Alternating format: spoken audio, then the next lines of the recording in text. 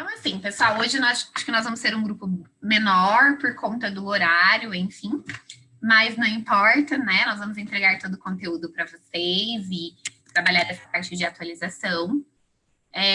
Hoje eu vou falar sobre a questão de cetoanálogos, né? Sobre a caracterização, a farmacotécnica e a aplicabilidade dessas substâncias, né? No tratamento da insuficiência renal e outros protocolos também.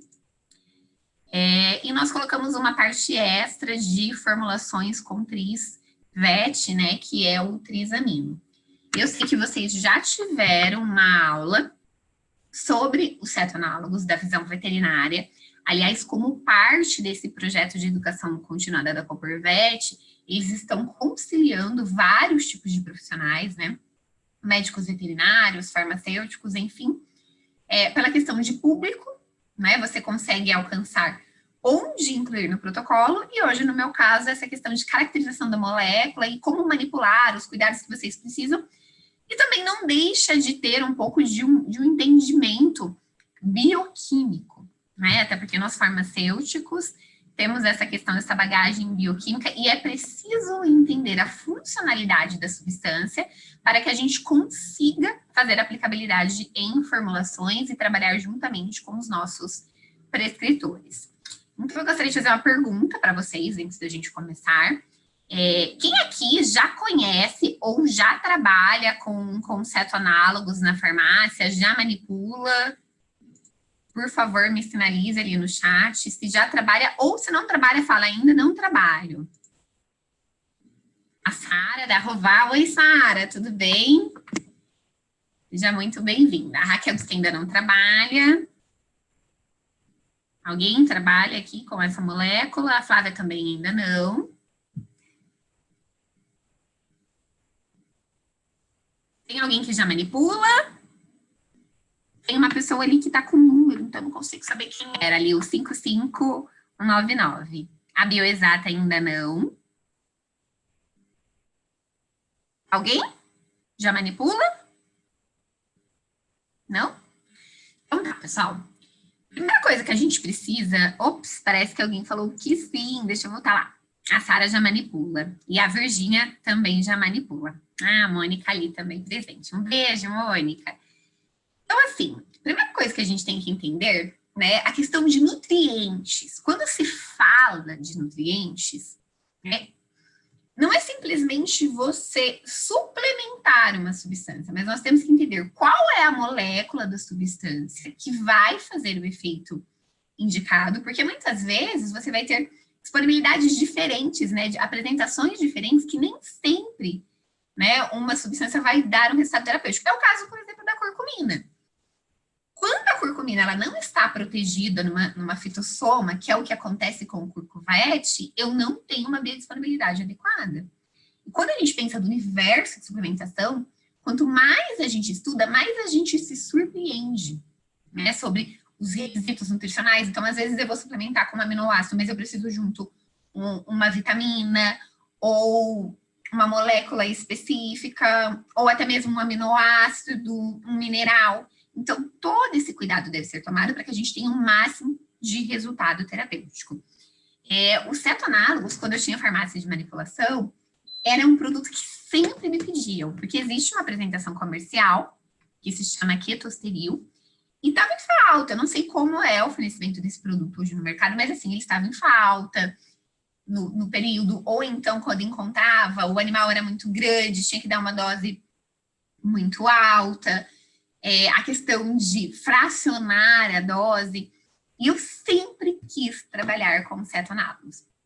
Mas, infelizmente, durante o período que eu tive farmácia, a gente não tinha essa disponibilidade da molécula. A Coppervet trouxe, se eu não me engano, nós lançamos no workshop de 2019. E uma coisa que sempre ficou muito clara para mim era a diferença dos cetoanálogos e dos aminoácidos. Então, eu nunca utilizei os aminoácidos em substituição dos cetoanálogos, por conta da estrutura de molécula. Então, antes da gente falar de formulação, eu quero fazer essa caracterização com vocês, tá? E explicando um pouquinho, tá? Não vou entrar muito nessa parte veterinária, mas mais na parte bioquímica. Para quem não me conhece, eu acho que ali nós temos muitos nomes conhecidos. né? Mas se tiver algum aluno que ainda não teve uma aula comigo, muito prazer, meu nome é Camila, eu sou farmacêutica, falo aqui de Arapongas, no Paraná, tenho experiência com manipulação, fui proprietária de farmácia, atualmente atuo como consultora e também concilio hoje, né, na parte de novos negócios, desenvolvimento de produtos de uma indústria e a indústria da área humana. Desde junho eu decidi conciliar essas duas aplicações até para crescimento também profissional. Então, hoje eu fico meio período na veterinária e meio período na área humana. Sou uma das autoras do Manual da Farmácia Magistral Veterinária, curadora científica da Vinia LabVet e da Vinia Vexaicin, que é o nosso novo lançamento. Aliás, dia 30 agora começa a liberação de conteúdo. E ministro aulas, cursos sobre o setor magistral veterinário. Então, vamos lá. Aqui está meu e-mail. Gente, eu sempre procuro responder os meus e-mails. Às vezes eu demoro um pouco porque eu tenho uma grande demanda, mas eu respondo, tá? A não ser que caia em spam, mas eu procuro ajudá-los aí nessa questão de respostas. O meu Facebook, eu tenho uma página no Facebook, confesso que ultimamente não estou alimentando muito, e o meu perfil no Instagram, que eu tento postar algumas novidades, alguns spoilers de produtos, formulações para vocês, tá? Então, vamos falar dos nossos cetonálogos. Então, antes da gente falar de cetonálogo, o que é um aminoácido? Vamos lembrar da bioquímica básica, né? Um aminoácido, né? Que é um grupamento amina, certo? Um esqueleto de carbono ali, né? Um grupamento amina, hidrogênio, onde nós temos o radical, um grupo carboxílico. Né? Os aminoácidos, gente, eles são... Deixa eu só puxar aqui, desculpa, a minha açaí enroscou na minha cadeira. Imagina a videocacetada, né? Mas vamos voltar para a aula. Na verdade, eles são componentes das proteínas. Por quê? As proteínas são feitas do quê? De cadeias de aminoácidos, de vários aminoácidos, ligados por ligações peptídicas, tá? Então, onde eu tenho esse grupo carboxílico, tá? Um grupo amina ligado a uma molécula de nitrogênio, um carbono central, tá? E o grupo da diferenciação, que vai diferenciar um aminoácido do outro, tá? E aí, a partir desses aminoácidos, existem o processo, né? Existe, na verdade, o processo de transcrição proteica. E é muito importante esses aminoácidos neste processo, porque a falta de um aminoácido pode prejudicar e não conseguir fazer essa produção, nessa transcrição proteica. Porque como que funciona? O nosso DNA, a gente vai ter ali a liberação do RNA mensageiro, que vai encontrar com o RNA transportador naquele processo. Vocês lembram, gente, da síntese de transcrição, onde a gente tinha as bases, adenina, timina, citosina, guanina, enfim? Então, nesse processo, onde a gente tem os códons para se ligar, existe um aminoácido específico, né? E esse códon, ele sabe exatamente o aminoácido que eu tenho que ter ali para construir uma proteína. Por isso que nós não podemos ter deficiências de aminoácido, porque uma vez se faltar aquele aminoácido específico, eu não vou conseguir fazer essa transcrição proteica e não vou conseguir construir essa proteína, tá? E aí, o que falta, né? Os aminoácidos que não são utilizados ali, eles vão ser degradados, né? Porque a gente não, eu vou comentar isso com vocês, mas nós não estocamos aminoácidos no organismo, tá? Isso quando a gente fala gente, mas falando também aí no caso de cães e gatos. Então, os aminoácidos, né, vão servir para duas coisas. Ou para construção, que é o que a gente chama de anabolismo, que na verdade eu coloquei aqui para vocês no próximo slide, que nós temos os destinos dos aminoácidos. Então, para onde que vão esses aminoácidos? E por que eles são importantes? Então, o primeiro ponto importante é a questão estrutural, que é o anabolismo. Os aminoácidos, gente, eles são utilizados para formar aí essas estruturas, como enzimas, hormônios, inclusive fortalecer o sistema imunológico. Então, a gente vai falar hoje, né, dos cetoácidos, dos cetonálogos de aminoácidos, na questão do uso em pacientes renais, mas nós também podemos utilizar em processos, eu coloquei inclusive uma formulação para oncologia. Tá? Você pode também utilizar para sarcopenia, processo pós-cirúrgico, enfim, porque eles vão estar auxiliando no processo de construção. Só que aquilo que não é utilizado para construir, o organismo ele não armazena aminoácido, tá? Diferente de carboidrato. Carboidrato, gente, a gente sabe, né? Que armazena na forma de glicogênio, gordura na forma de triglicerídeos. Já, né, o aminoácido, essa proteína, o que não for utilizado para fonte estrutural, ele vai ser utilizado para fonte de energia, ou seja, ele vai ser quebrado ali para formar o ATP. Lá no ciclo de Krebs. Lembra do ciclo de Krebs, gente? Eu não coloquei essa parte de bioquímica, é só uma introdução para a gente lembrar a função disso, entender a aplicabilidade nas nossas formulações, tá? Só que o que acontece? O ciclo de Krebs, na produção de energia, ele só aceita o carbono, tá? O esqueleto de carbono. Ele não aceita o grupamento amina. Gente, desculpa, o grupamento amina. E isso vai fazer o quê? Tá? Se eu tiver um excesso disso, tá? Ou substâncias que não estão sendo utilizadas, elas vão precisar ser metabolizadas para ser eliminadas por via renal. Esse processo vai formar compostos nitrogenados, a ureia, a creatinina, e acaba sobrecarregando os rins. Se não, tudo bem. Só que se é um paciente que tem alguma lesão renal, a gente tem que tomar cuidado com as proteínas da dieta. Tá? Não, nesse processo de quebra, eu posso ter uma lesão. Porque toda vez que eu utilizo uma proteína como fonte de energia, vai liberar um grupamento amônio, que vai levar à formação de compostos nitrogenados, que pode levar ali uma sobrecarga desses rins. Então, o que acontece, gente, quando a gente faz... Nossa, falando agora de humanos, essas dietas de restrição de carboidrato, né? Eu não lembro agora, dieta ceto alguma coisa, que na verdade utiliza como fonte de proteína. Então, não são todas as pessoas que podem fazer isso. Porque se é uma pessoa que tem um problema renal, eu posso sobrecarregar os rins. E isso acontece com os animaizinhos. Isso que é muito importante, cada vez mais falado sobre a questão do cuidado da alimentação adequada.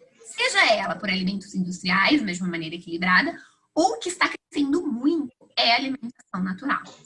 Eu confesso... Isso, gente, dieta cetogênica. A Sara me salvou aqui. Eu confesso que eu acho a alimentação natural incrível. Mas olha a importância de você ter uma alimentação equilibrada. Tá? Então, não adianta você simplesmente... eu vou começar a dar alimentos naturais para o meu animal. Eu preciso do equilíbrio desses nutrientes, porque uma vez que eu não tiver a quantidade de nutrientes adequados, eles vão ser degradados, quebrados, enfim. No caso, a proteína, se eu tiver um excesso de proteína, ou a falta de um aminoácido, ou excesso, enfim, esse metabolismo que pode sobrecarregar os rins. Por que eu falo a falta ou o excesso? Né? Quando eu falo do excesso, é que aquilo que eu não for utilizar como fonte estrutural, eu vou quebrar como fonte de energia. Mas se eu também não tiver algum aminoácido específico no processo de transcrição proteica, isso vai ser metabolizado e também vai formar a liberação de amônio, tá? Então, assim, nós temos uma relação, né, dos aminoácidos essenciais, tá? Os aminoácidos essenciais são aqueles utilizados para a síntese proteica, tá? São os essenciais da dieta, que a gente precisa ali para crescimento, reparo de tecidos, fonte de nitrogênio, tá? O nitrogênio, gente, ele é muito importante para a síntese de aminoácidos não essenciais e outras moléculas também, tá? Alguns aminoácidos são muito importantes como precursores, né, de neurotransmissores, hormônios, integridade de membranas, sistema imunológico, tá? E aí nós temos algumas diferenças dos animais, de seres humanos e até mesmo dentro das espécies. Por que existem essas diferenças com relação aos requisitos nutricionais? É justamente por conta do organismo, né? O cão, ele é um carnívoro, mas que ele se adaptou, né? Ele continua sendo um carnívoro, mas por conta da domesticação, ele recebeu algumas fontes, né, de alimentação, por conta do ser humano compartilhar isso com ele, e a dieta dele foi um pouco adaptada. Então, embora ele continue sendo um carnívoro, é mais adaptado do que a do gato. O gato, ele é um carnívoro restrito. E isso faz com que ele tenha algumas necessidades específicas.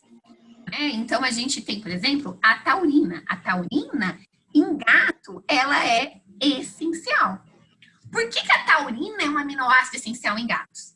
Primeiro, porque o gato ele tem uma limitação que ele não consegue fazer a síntese hepática de taurina.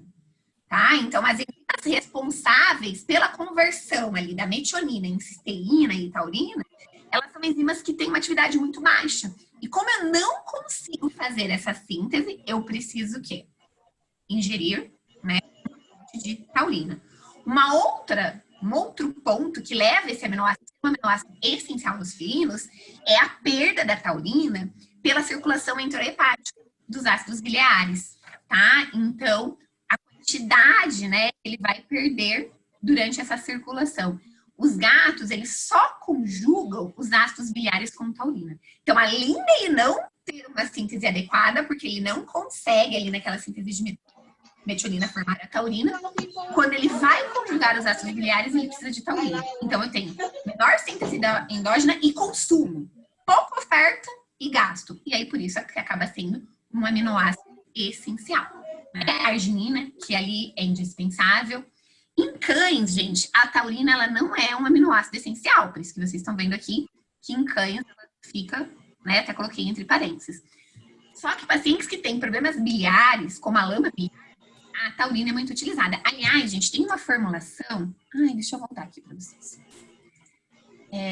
Como que eu vou digitar essa formulação? Peraí, eu vou colocar uma formulação para vocês, como curiosidade. Onde que eu... Cadê meus instrumentos aqui? Que é uma formulação que eu sugeria para os médicos veterinários, tá? Com aminoácido normal, para a lama biliar, que era taurina, 10 miligramas por quilo, o ácido ursodesoxicólico.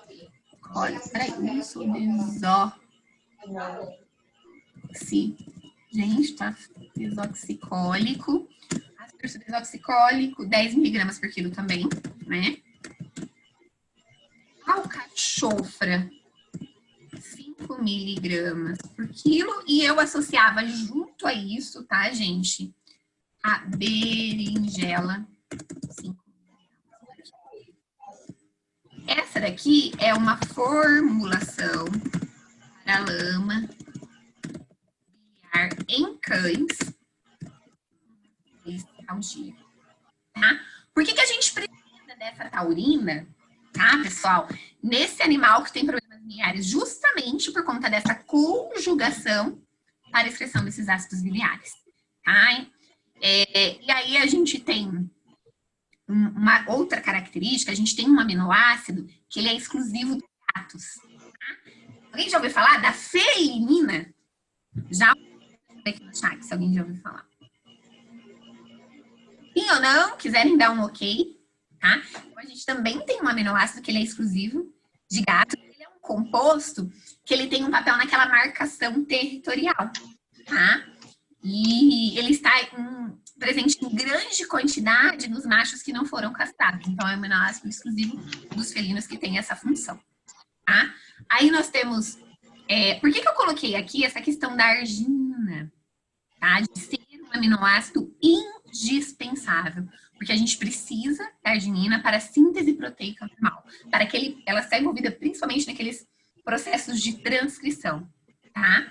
E um ponto importante, tá, é que os gatos, gente, eles não também conseguem sintetizar eficientemente a arginina. Por quê?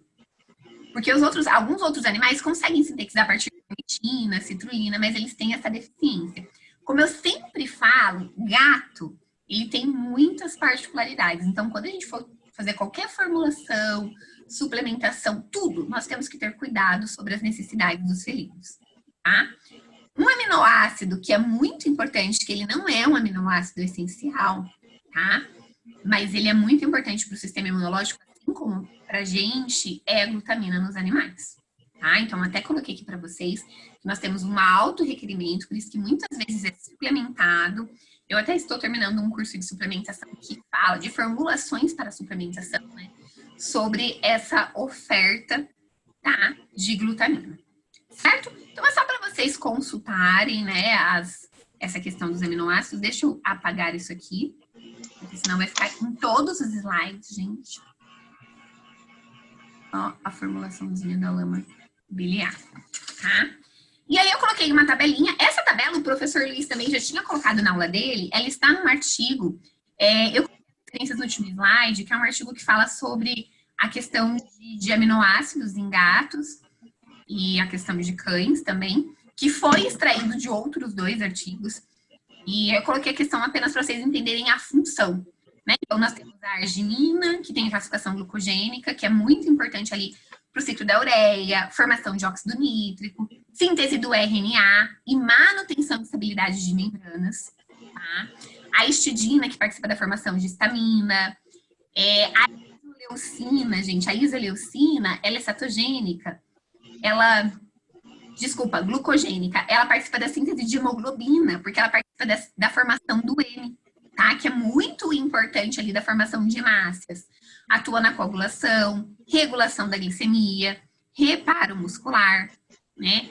A leucina, que é cetogênica, atua na produção de hormônio de crescimento, tá?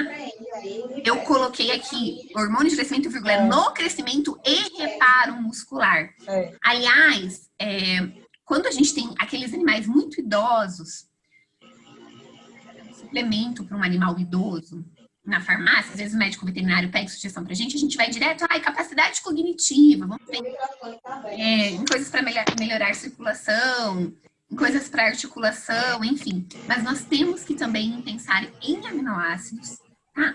Para reparação, porque esses animais precisam desse reparo, precisam da estabilização de membranas, de um funcionamento de um organismo como um todo. Gente, eu vou pedir para vocês desligarem o microfone, eu vou desligar de todo mundo aqui, tá? Mas para manterem sempre os microfones desligados. Eu vou até fechar aqui rapidinho, porque o que aconteceu? O meu computador está com o som desligado, e aí acaba que eu não vejo vocês. Deixa eu parar aqui e ativar o som do meu computador. Desculpa, tá? Aí a gente não... Gente, se vocês tiverem alguma dúvida, podem, né? Hoje, até como a gente está com um grupo menor, qualquer coisa, sinaliza com a mão, ativa o microfone e a gente vai conversando, tá? Então, voltando nessa questão dos animais idosos, uma coisa que é muito importante é fornecer esse aporte nutricional essencial para a manutenção das membranas, para a manutenção do sistema imunológico, para a manutenção muscular, tá? Então, nós temos que pensar também nesse tipo de suplementação. Aliás, o que eu sugiro é a formulação que a gente vai abordar hoje, vocês também levarem para a suplementação de animais idosos. E aí vocês podem associar a uma coenzima Q10, né? Também pensar nessa capacidade cognitiva, tá? Nós vamos falar também dessa questão da formulação, tá bom? E aí nós temos a lisina, né? A lisina é um aminoácido cetogênico, precursor da síntese de carnitina, tá? Também importante nos processos imunológicos. A metionina, que é glucogênico, importante na síntese de poliaminas, carnitina, né? A metionina, gente, é doador do grupo metil e enxofre, né? Indicador de vitamina B12. É a partir da metionina que é formado o SAMe. O SAMe já é um velho conhecido nosso na questão de suplementação, né? Nós sempre ligamos o SAMe a questões hepáticas, né? Processo de intoxicação por conta da glutationa. Mas o SAMe é muito importante também para manutenção das monaminas, tá? Então, capacidade cognitiva também, às vezes quando o animal tem uma lesão cerebral, tá? Eu já tive alguns pacientes de veterinários que estavam fazendo protocolo, tá? De sequelas de sinomose, que utilizaram o SAMe, tá? Porque ele melhora ali o turnover das monaminas e ajuda ali na reptilização, nesse reparo neurológico do animal. Aí nós temos a fenilalanina, né, que é glucogênico, precursor da tirosina. A taurina é essencial para visão, reparo muscular, principalmente cardíaco, né? Muitos suplementos para animais com problemas cardíacos, insuficiência cardíaca, nós utilizamos a taurina, tá? A treonina, fonte de energia e proteína muscular. O triptofano, né, que a gente sabe a importância como neurotransmissor. Aliás, é uma das coisas que a gente às vezes esquece. Por exemplo, eu vou suplementar com triptofano. Como que tá a vitamina B6 desse animal? Né? Aquela questão de você ter alguns requisitos nutricionais para absorção de nutrientes e reações. né? Porque eu preciso de todas as substâncias envolvidas nessa formação, né, dos precursores ali de neurotransmissores. Valina também, gente, a valina também participa, tá, da formação do grupo M, que é tão importante ali para a formação de hemácias. Então, nós temos aminoácidos envolvidos em diversos processos. E aí, o que são esses cetoanálogos? Qual que é a diferença desses cetoanálogos para os aminoácidos normais? Por que eu vou oferecer isso como um diferencial para o médico veterinário? Tá? Então, os cetoanálogos, eles são o aminoácido, tá, isento do grupamento amina. E o que isso, gente, vai implicar, tá? O que isso faz diferença? Por que eu não posso, né, quando o médico veterinário for utilizar um cetoácido de aminoácido ou um cetoanálogo, eu prefiro falar cetoanálogo, acho mais bonito, né, mas são sinônimos. Por que eu não posso fazer a substituição para um aminoácido normal?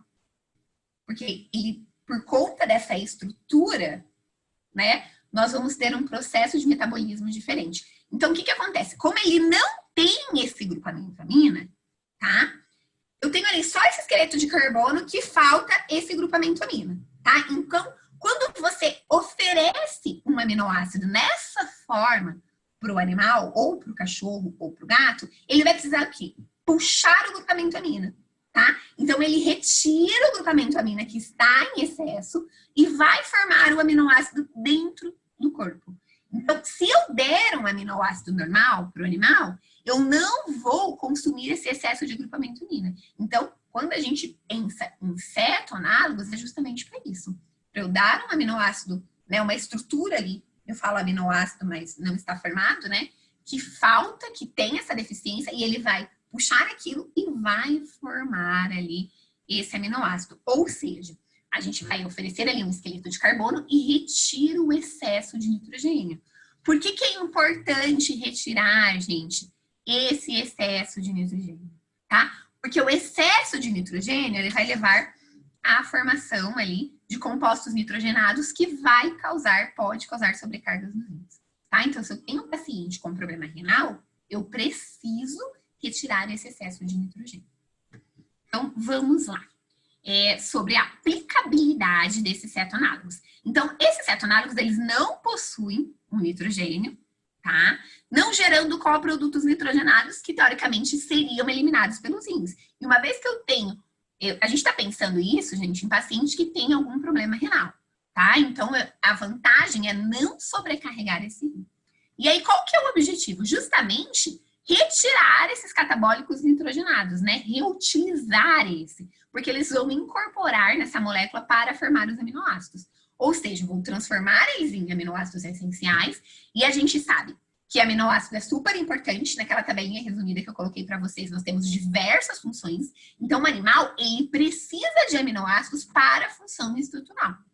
Então, quando eu dou esse aporte, né, como esses cetoanálogos, eu vou ter a formação de aminoácidos para a função estrutural e, ao mesmo tempo, tá, eu vou retirar esse excesso de nitrogênio da circulação, impedindo aí essa sobrecarga dos rins, tá? Deixa eu ver aqui no chat, que tem uma dúvida antes de passar para o próximo slide. E aí, a gente pensa, pessoal, em paciente renal, certo? Eu vou levar isso para o meu médico veterinário para o paciente renal. Mas a gente pode pensar para sarcopenia, para paciente oncológico, tá? Para, gente, cirurgia. Eu, inclusive, estou montando um protocolo para uma farmácia. Comecei, na verdade, hoje a trabalhar nesse protocolo, que é um protocolo pré-cirúrgico e pós-cirúrgico, né? Para que eu tenha um melhor reparo tecidual desse paciente. E aí nós temos aqui a aplicabilidade. Pode ser utilizado como tratamento adjuvante da insuficiência renal crônica e outras condições que levam à uremia, porque ele vai diminuir ali, né, esses compostos nitrogenados. O que ele faz, gente? Ele evita a desnutrição do paciente renal crônico. Tá? Porque o que acontece? No paciente renal, automaticamente, né, por conta da sobrecarga, o médico veterinário ele já prescreve uma dieta com menor quantidade de proteínas. Certo? porque eu já tenho um problema renal e eu não posso ter um excesso de proteínas para sobrecarregar ainda mais.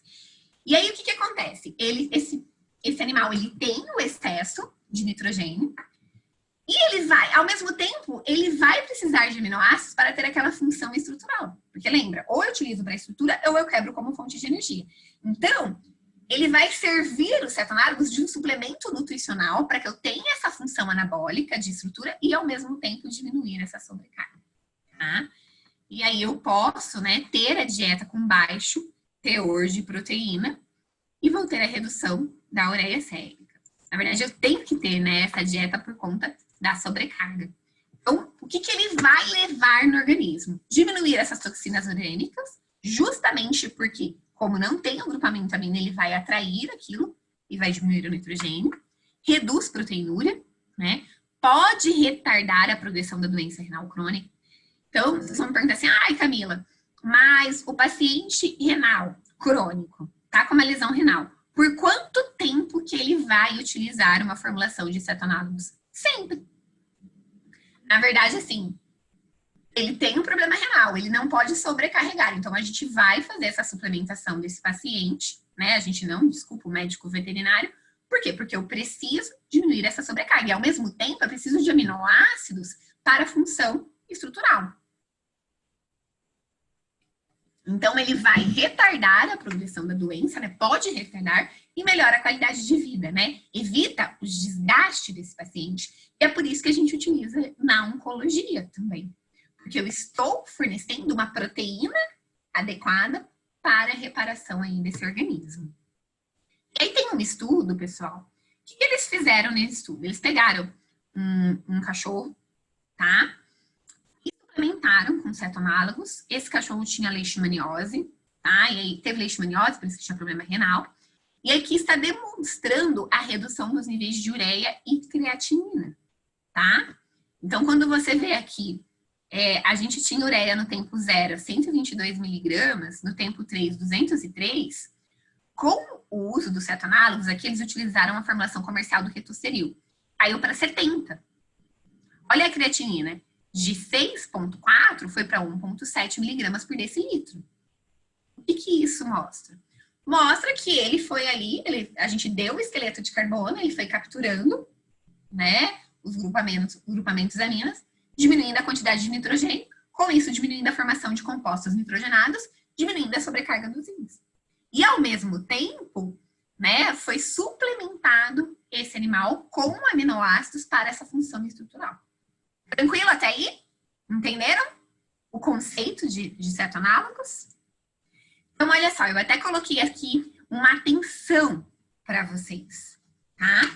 Por quê? Porque nós temos que entender que é diferente, né? É diferente eu oferecer um aminoácido de um cetoanálogo de aminoácido, né? Lembrando que no aminoácido eu vou ter o grupamento amina e no cetoanálogo eu tenho essa isenção do grupamento. Então, eu não posso fazer esse tipo de substituição, tá? Nas minhas formulações. Por isso que eu preciso que ter a molécula adequada. Ah, mas tem casos que vai utilizar o aminoácido normal? Sim, tem casos que o médico veterinário vai utilizar o aminoácido normal. Mas nós estamos falando de casos específicos, tá? Onde eu vou ter um paciente ali com um problema renal. E se eu colocar o aminoácido normal com o grupamento amina, o que vai acontecer com aquela quantidade ali que ele tem em excesso? Nada, vai continuar, porque eu vou ter uma molécula completa, desculpa, gente, eu não vou fazer esse consumo, tá? Então, ele não vai tirar essa quantidade da circulação. Então, não vai fazer... Eu vou ter a suplementação, né? Nesse critério de suplementação, como eu vou ter uma fonte de aminoácido, mas eu não vou ter a redução da formação de compostos nitrogenados, porque eu não vou ter nada que consuma isso, que retire isso da minha circulação. Tá? Então, por isso que nós não podemos, tá, substituir um pelo outro. Nós estamos falando de moléculas diferentes. E essas moléculas diferentes vão seguir uma rota, né, um metabolismo diferente e vão influenciar nos resultados terapêuticos. E aí, um ponto muito importante, tá, é que os cetoanálogos, gente, eles apresentam cálcio na sua composição, tá? Então, pacientes que têm hipercalcemia não devem ser utilizados, tá? Ou outros medicamentos que contenham cálcio. ou em alguns casos são utilizados mais com cautela, porque senão eu vou ter um excesso de cálcio nesse animal. Um ponto muito importante é que o cetoanálogos deve ser associado a uma dieta pobre em proteínas, tá? Porque eu quero justamente, gente, tirar aquele excesso, né, dos compostos que fica da quebra dessa proteína, tá? E cálcio, porque ele tem cálcio na sua formulação, e uma dieta hipercalórica. Outro ponto importante é como administrar, tá?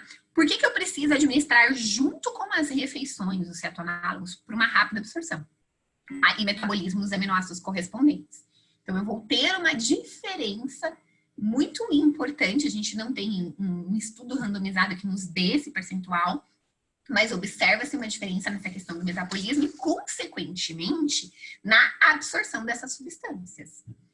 E aí, pessoal, eu trouxe a questão das sugestões de formulações para vocês.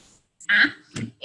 Quem assistiu o curso do professor Luiz, na verdade eu não assisti ao vivo, que foi bem no período que estava com Covid. Aliás, o meu curso seria antes dele, tá? E aí nós precisamos alterar a ordem por conta, né, da doença, mas tá tudo certo. Ele abordou esse quesito de proteína ideal, tá? Que é quando você suplementa com uma proteína ideal para você ter o maior aproveitamento. Ou seja, para não sobrar nenhum aminoácido, não ter nada em excesso, porque se sobrar aminoácido, vai fazer o quê? Lembra? Não estoca. Sobrou aminoácido, eu vou quebrar. E se eu vou quebrar, eu vou formar amônia, tá? Então, é muito importante utilizar formulações específicas para esses animais. E aí a gente tem as formulações equimolares, tá? Inclusive, a formulação... mas o médico veterinário utiliza o ketosteril. Ok, só que a formulação do ketosteril é um pouco diferente dessa formulação que a gente trouxe para vocês, que é a sugestão do professor Luiz, tá? Que ele tem, né, substâncias... na verdade, o ketosteril, ele não tem arginina, tá? E aí a gente tem arginina e numa concentração equimolar, tá? Para reduzir a carga nitrogênica, tá? Então, é ter uma formulação equilibrada para esse animal, para que eu não tenha sobra de nada, que eu não tenha excesso de nada. Porque, gente, a falta faz mal. Lembra, se eu não tiver um aminoácido específico para aquele códon, eu não consigo fazer ali a transcrição proteica. Mas, ao mesmo tempo, se eu tiver em excesso, eu vou ter que quebrar, porque eu não consigo armazenar para depois. E essa quebra no ciclo de Krebs, como fonte de energia, esse catabolismo, gera a formação de... E aí que tá o problema. Então, eu tenho que ter o quê? O equilíbrio deste organismo. Por isso, quando a gente fala de suplementação, é muito sério. Às vezes, eu vejo o pessoal fazendo suplementação à torta direita, né? Ou dando sugestões de formulações baseadas na medicina humana. Mas não, a gente está, às vezes, falando de organismos diferentes que têm necessidades diferentes. E uma coisa que as pessoas não se preocupam é com o excesso, né? Hoje nós estamos falando sobre os aminoácidos, mas existem também excessos de vitaminas, né? Vitamina D é boa, mas eu também não posso ter em excesso. Vitamina E. Então, tem que buscar o equilíbrio das nossas formulações. E eu acho que, sabidamente, os farmacêuticos cada vez mais estão procurando se profissionalizar nesse sentido, de ter a informação de qualidade, entender específicas e levar ao médico veterinário formulações equilibradas. A prova disso é que a gente tem cada vez mais farmacêuticos participando de eventos de nutrição, né, fazendo cursos específicos, para ter essa bagagem no momento de formular. O Renato. Oi, Renato, tudo bem? Tô com saudade de vocês. Gente, tô com saudade de todos os meus alunos. Vocês não têm ideia da vontade que eu tô de dar um curso presencial, tá? Não vejo a hora de passar tudo isso, porque a gente tá precisando se encontrar, né? Mas, enfim, tem o melhor horário, né, para tomar? Não, o ideal é junto com a alimentação. O que acontece? Tem que ver como que é a realidade desse animal. Por exemplo, o meu cachorro, James, ele tem um comedor que solta a ração nos horários específicos. Então, ele tem ração 7 da manhã, meio-dia, e depois acho que é 6 da tarde, e aí tem as porções recomendadas. Gente, é muito legal, porque fala, além de soltar a porção recomendada de ração, tem a minha voz, que fala, James, tá na hora de comer. É até engraçado esse comedor. Então, ele já tem alimentação nos horários específicos. Então, vamos supor, se eu fosse suplementar o James, o horário que eu tenho maior oferta de alimento para ele, baseado no médico veterinário, na avaliação dele, é no horário do almoço, tá? Então, eu ofereceria para ele juntamente com o horário de almoço, que é onde ele vai ter uma maior ingestão calórica, e isso vai facilitar nessa absorção. Em alguns protocolos, a gente vai fazer 2 vezes ao dia. Por exemplo, no protocolo de oncologia, tá? Pode ser feito 1 vez ao dia, mas no protocolo da oncologia a gente faz 2 vezes ao dia. E aí faria no horário de almoço e no final da tarde, onde a oferta de alimento é maior, tá? O fornecedor dos cetonálogos é exclusivamente a Copervet, tá bom? Então, vamos lá. Ai, gente, eu peguei aqui um livro que eu até estava estudando da parte humana, porque assim, a gente tem muita dificuldade de ter livros específicos de nutrição veterinária. Então, o que eu faço? Eu estudo a questão da humana e aplico na veterinária. Eu até queria indicar para vocês, né? Eu estava aqui até ia mostrar no começo, que é Nutrição Funcional de Nutrientes. Eu não sei se vocês já conhecem esse livro, mas é um livro muito interessante, tanto para a manipulação humana quanto para a veterinária, para vocês entenderem esses nutrientes aplicados à prática clínica, né? O que eu preciso junto para ter absorção, tá? Na verdade, para essa aula de hoje eu não utilizei ele, mas para minha próxima aula eu utilizei ele, mesmo sendo da humana, porque daí eu pesquiso se é o mesmo da veterinária, tá bom? Porque é o que eu sempre falo, a gente tem que ter muito cuidado para não fazer o extrapolamento, porque existem particularidades específicas. Gente, formulação para cão. Nós temos uma formulação básica. A Camila tá falando que é básica, tem 60 itens. O pessoal da pesagem no laboratório adora esse tipo de formulação, né? Mas olha só, eu falo básica, que só tem aminoácidos e os cetonálogos de aminoácidos. Essa é a formulação do professor Luiz Fernando, tá? Então, já é a sugestão dela, que é a formulação para cão, tá? Que é a formulação equimolar. E lembrando que na formulação do ketosteril, a gente não tem a fonte de arginina, e aqui nós temos a arginina, tá? Então, nós temos todos os cetonálogos disponíveis numa razão molar para ter exatamente, gente, a proteína ideal para a suplementação. Ou seja, eu não vou ter nem falta e nem excesso, né? Eu vou ter a quantidade ideal e ao mesmo tempo que eu estou suplementando dessa maneira, por eu ter esses cetonálogos, eu tenho ali 5 cetonálogos de aminoácidos. Eu vou capturar o excesso de amônia e isso faz com que eu diminua essa sobrecarga renal, tá? Então, vamos pensar se a gente pudesse desenhar esse conceito de proteína ideal. Deixa eu ver se eu consigo fazer aqui para vocês. Aí eu queria um slide em branco, mas vamos ver se é possível fazer. Ai, não dá para preencher. Gente, eu preciso melhorar, né? Aprender isso aqui, mas vamos lá.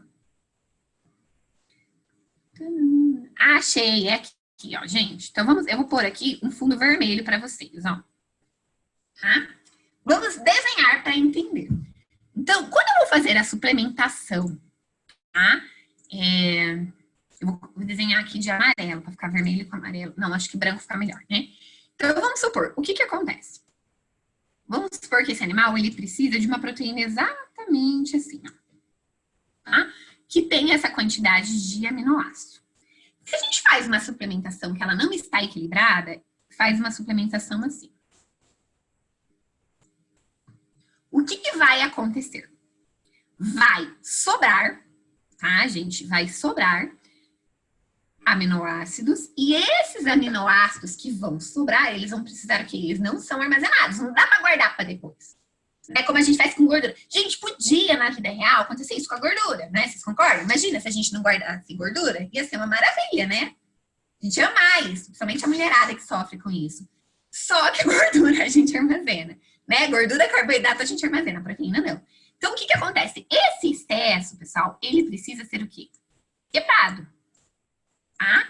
E nesse processo de quebra, tá? Deixa eu ver se eu consigo achar aqui para desenhar. Nesse processo, não tem. Onde que tá aqui? Nesse processo de quebra, eu vou formar... Gente, cadê meu negocinho? Deixa eu achar aqui para vocês, para fazer o desenho para ficar mais bonitinho. Vou apagar aqui.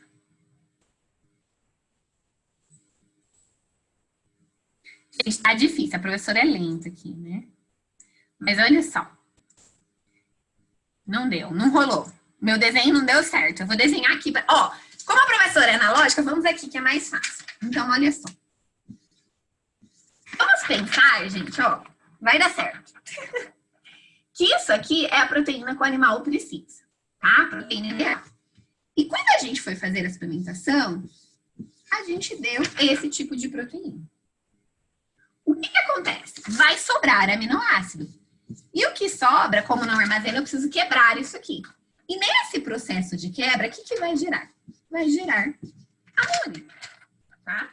E isso daqui, eu vou precisar o quê? Eu vou precisar ter metabolização hepática para transformar em ureia, para ser eliminado ali via renal. Eu vou sobrecarregar os rins, eu vou ter formação de compostos nitrogenados, ureia e creatinina.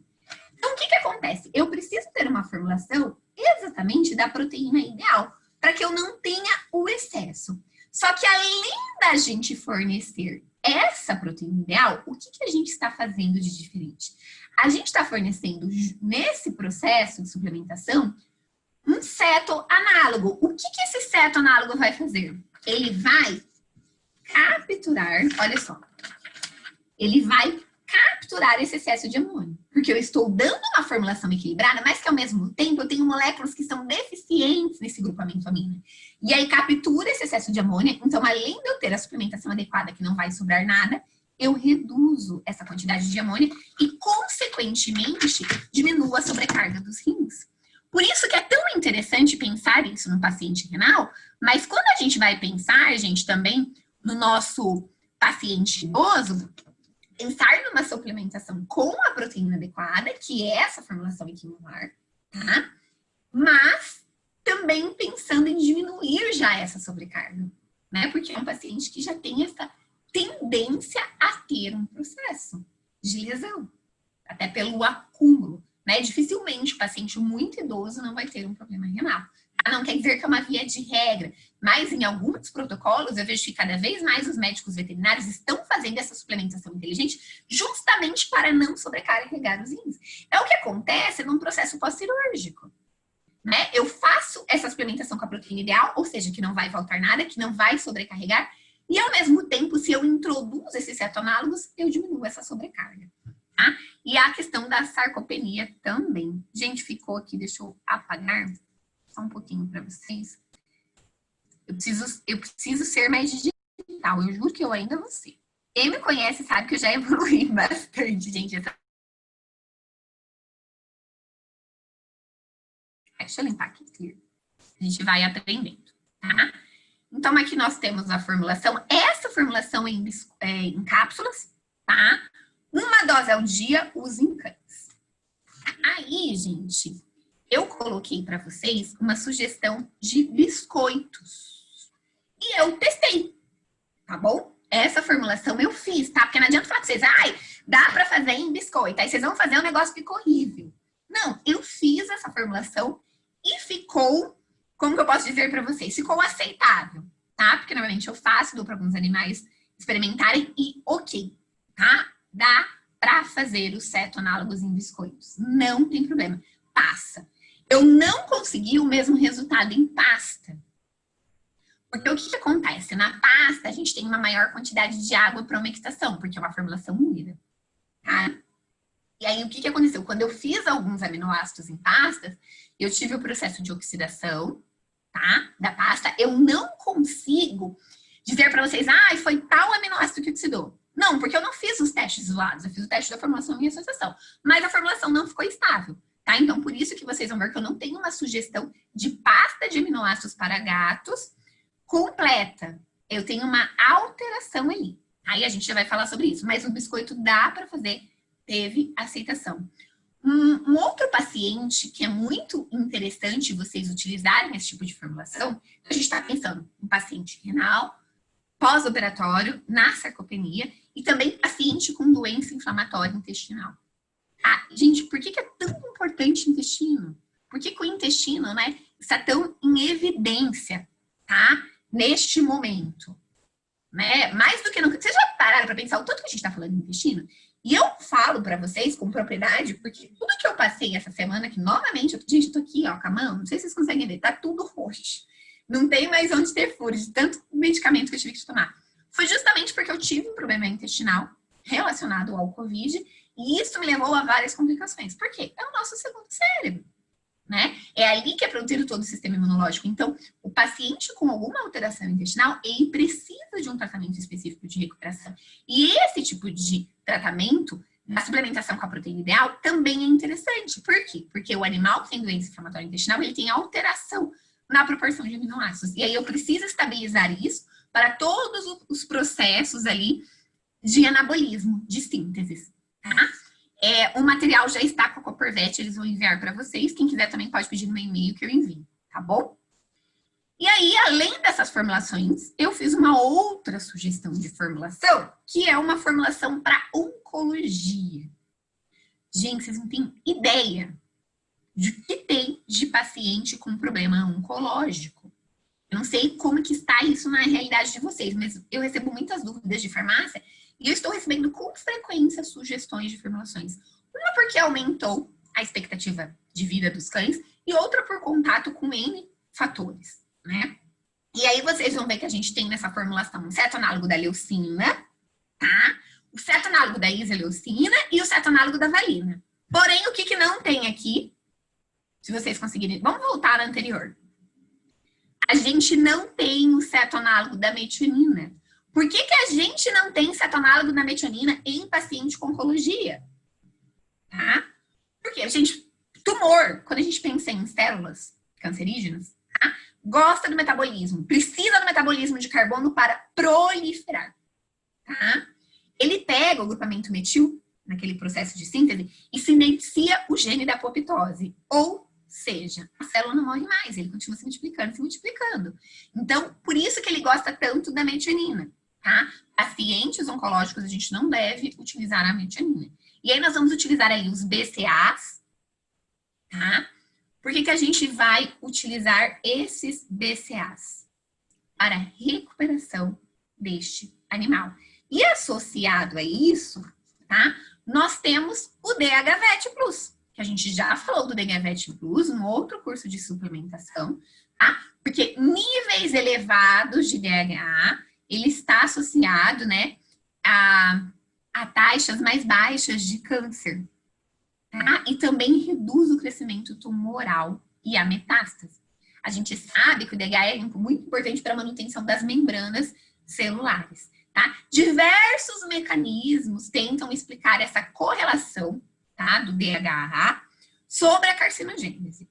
Então, pode ser pela supressão de síntese de ácido araquidônico, a inibição da COX-2, e aí eu tenho restabelecimento da apoptose.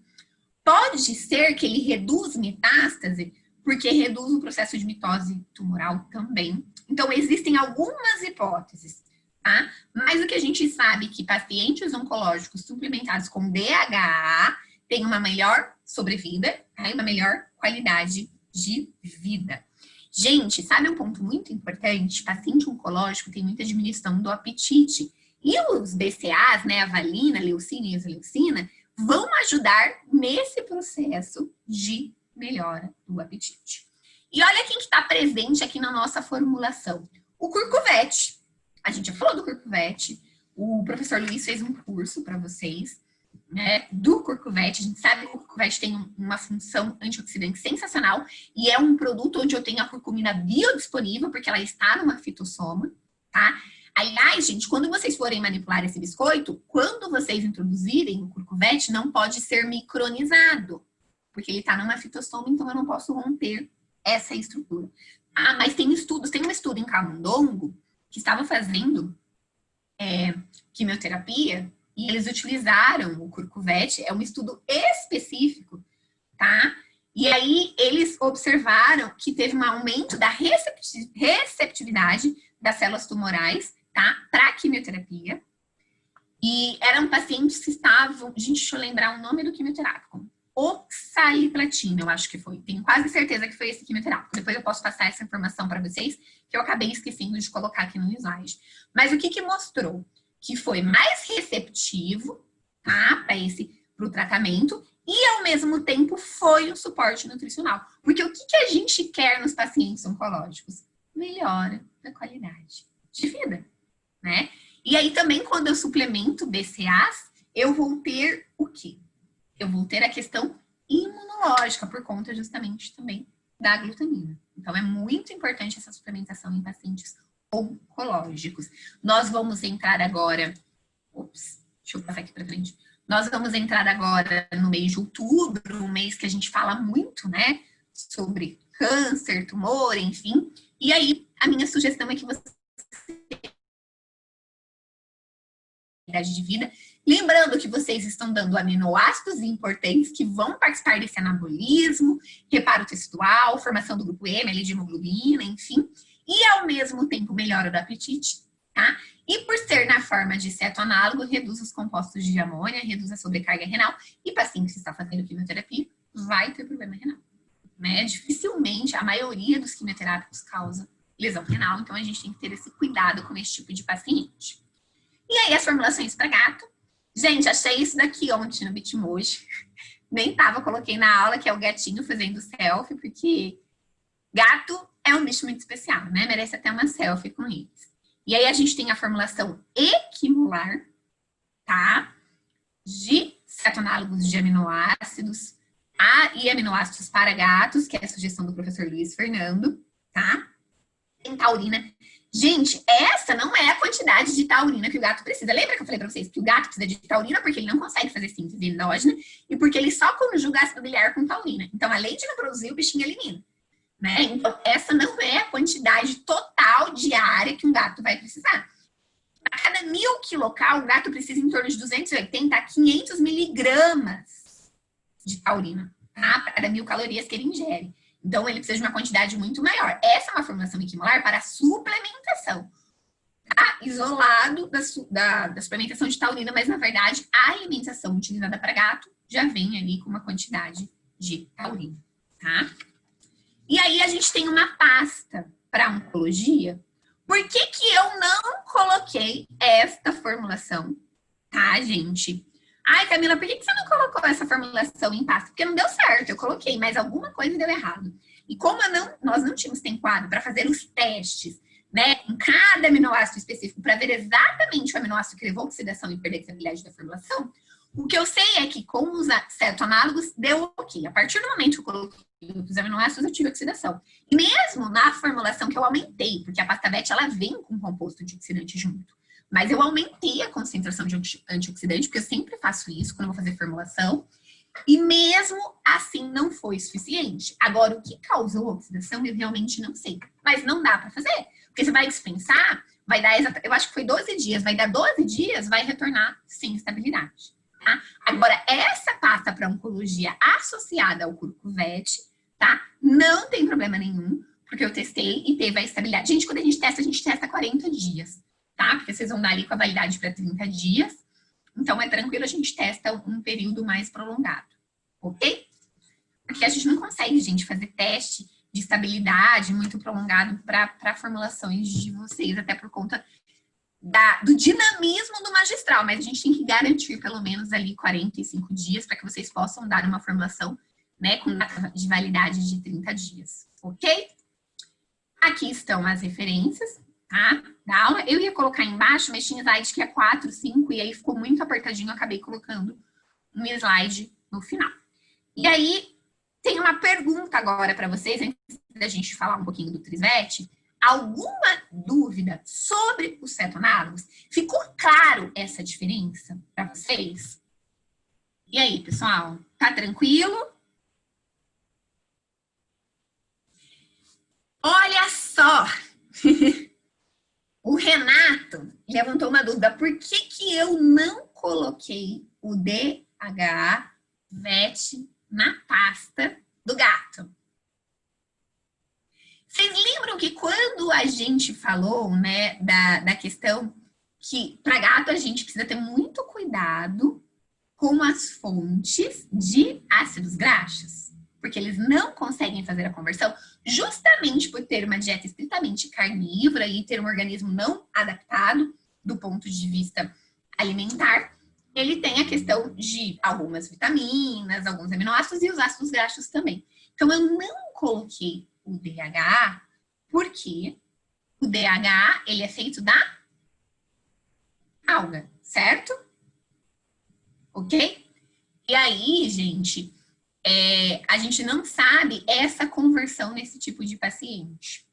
Tá? Então, como eu não tenho um respaldo, não estou dizendo que não pode utilizar, mas como eu não tenho um respaldo nesse tipo de paciente oncológico, porque ele tem essa dificuldade de conversão, né? A gente já utilizou em outros protocolos, mas num paciente oncológico, eu não coloquei por conta disso. Por mais que a gente tenha evidências do DH no paciente oncológico, esse suporte não seria, talvez, adequado sem uma pesquisa mais aprofundada. Tá? Se bem que quando a gente utiliza a fonte direta de DH, ele vai conseguir absorver o que ele não consegue fazer a conversão.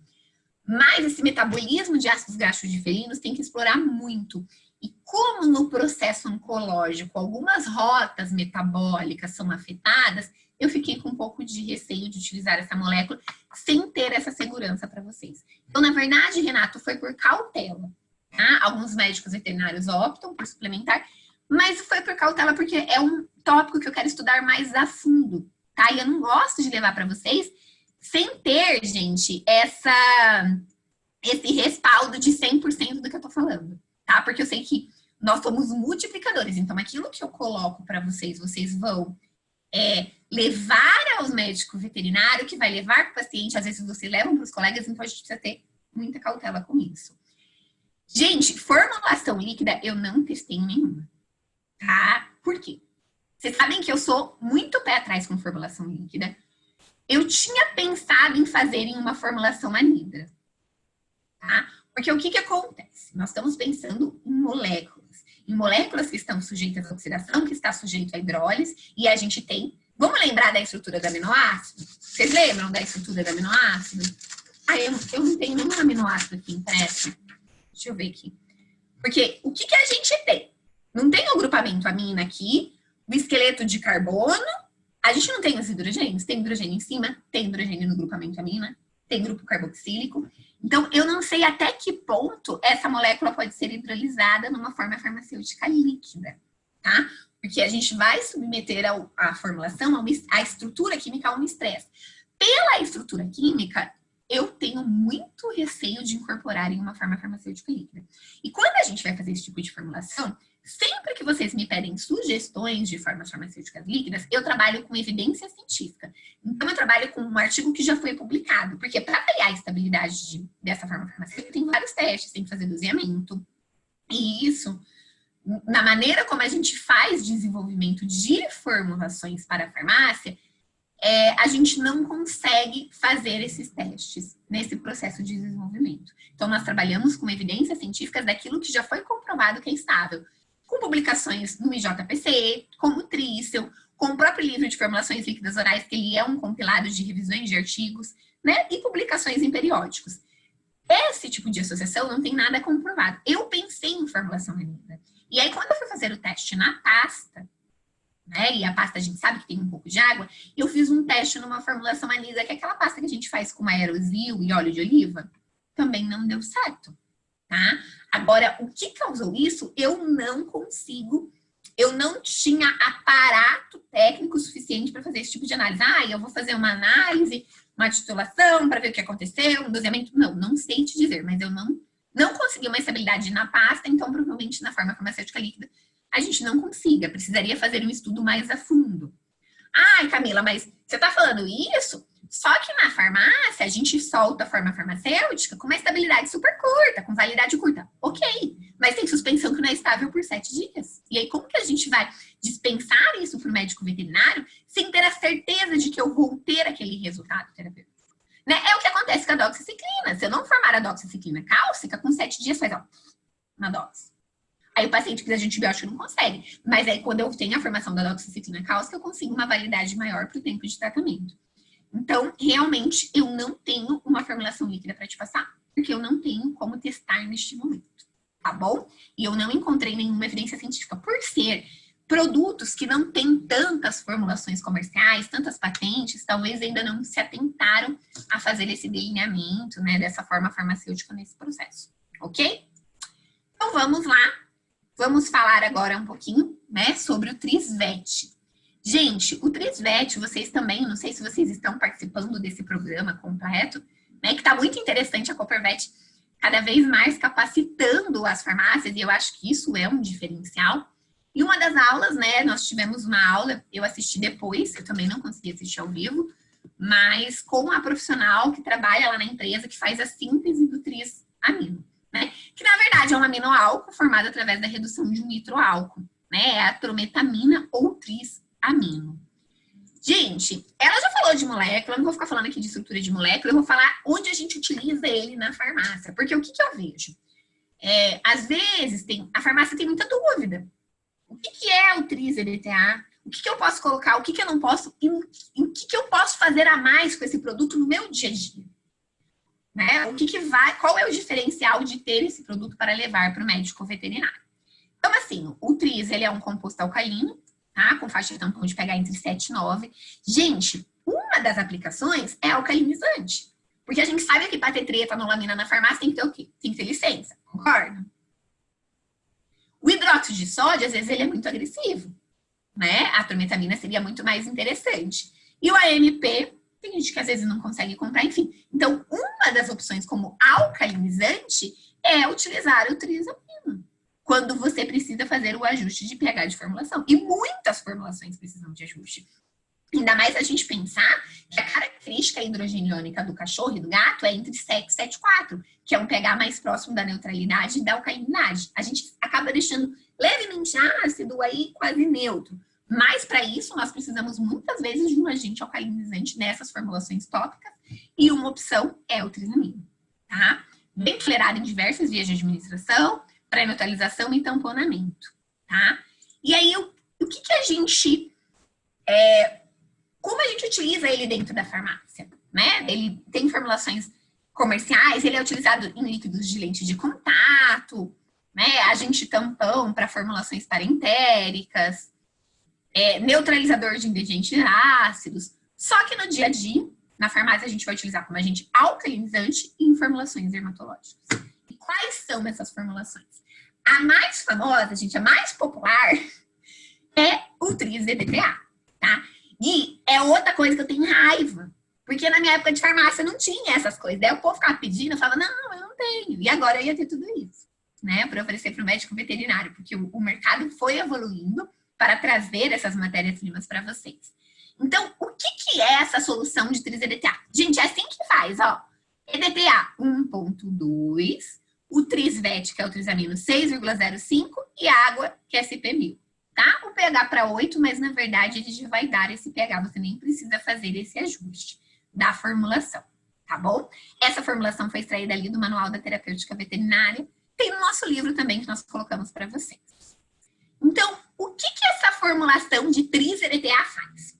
Então, atua sobre a parede celular das bactérias, aumentando a ação de outros tratamentos tópicos que são efetuados simultaneamente. Tá? Quem assistiu o meu último curso, que foi no dia 17, aliás, gente, vocês ficaram comigo 2 horas, hein? Obrigada. Se preparem, porque o de doenças, que a gente vai falar de xinomose, toxoplasmose, leishmaniose, enfim, que tem opção de doenças infecciosas também, ficou bem grande, porque a gente vai falar de tudo que a gente consegue fazer dentro da farmácia para atender. E aí não tem como tirar tempo, a gente vai ter que dar uma prolongada, tá? Então, eu acho que vai ser o último desse ano, de novembro, se eu não me engano, tá?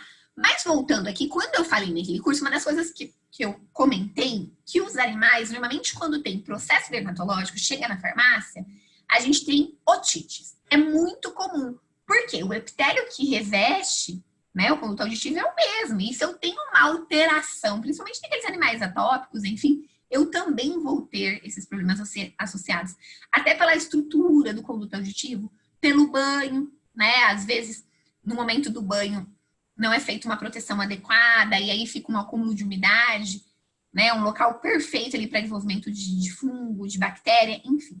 E o que acontece?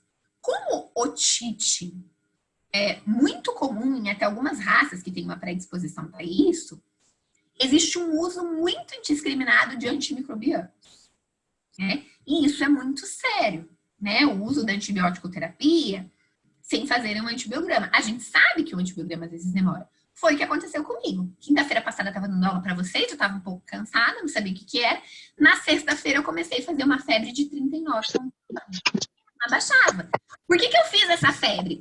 Olha a situação. Eu estou contando o meu caso, que é o que às vezes acontece com os animais, pelo uso de substâncias de antibióticos sem fazer um antibiograma. Né? Então, eu tive uma infecção intestinal, fiquei com 30 dias de diarreia, fiz colonoscopia, enfim, por conta do Covid, que tem receptor para o vírus no intestino. E aí, isso evoluiu para uma infecção urinária assintomática, não tive sintoma nenhum.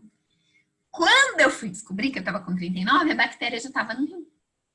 Né? E aí foi preciso utilizar antibióticos endovenosos para que eu conseguisse fazer o controle um pouquinho assim, eu não fiz uma sepse. Né? Então, nós temos que tomar cuidado com o uso do antimicrobiano adequado.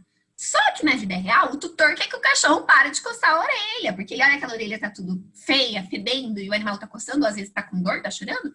Ele às vezes vai numa casa agropecuária e pronto. Ele nem procura um médico veterinário. E aí esse uso foi cada vez mais desenvolvendo bactérias resistentes.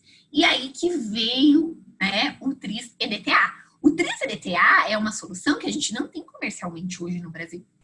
Fora do Brasil tem em todos os países. Estados Unidos tem uma linha de produto com Tris-EDTA, não só para conduto auditivo. Japão tem, enfim, lá na Vinha tem vários produtos que eu trouxe das minhas viagens. Mas por quê? Se nós não temos comercialmente, quem que vai levar isso para o médico veterinário, essa estratégia? A farmácia de manipulação. Então, vamos entender como é que ele age. Então, vamos lembrar de paredes de bactéria. Gente, parede de bactéria é lindinha, né? A gente tem ali os fosfolipídios, a proteína da membrana, a bicamada fosfolipídicas, tá? E aí, eu tenho uma rede de cargas negativas, tá? E cátios divalentes. Esses cátios divalentes, eles servem para quê? Para estabilizar essa parte externa ali, tá? Dessa parede bacteriana, certo? Gente, isso está associado à presença dos ácidos teicoicos de polissacarídeos de membrana, na espécie gram positiva, e a espécie de lipopolissacarídeos, tá? A quantidade de lipopolissacarídeos nas bactérias gram negativas, tá? Por isso que muitos antimicrobianos são o quê? São catiônicos. Por conta da parede da bactéria ser negativa. Quem pode me dar um exemplo de antimicrobiano catiônico bem commodity que a gente utiliza na manipulação? Que vai agir justamente nessa questão de menos e mais. Para desestabilizar a parede bacteriana. Quem consegue me dar um exemplo de uma substância aí, um antimicrobiano que seja catiônico? Alguém?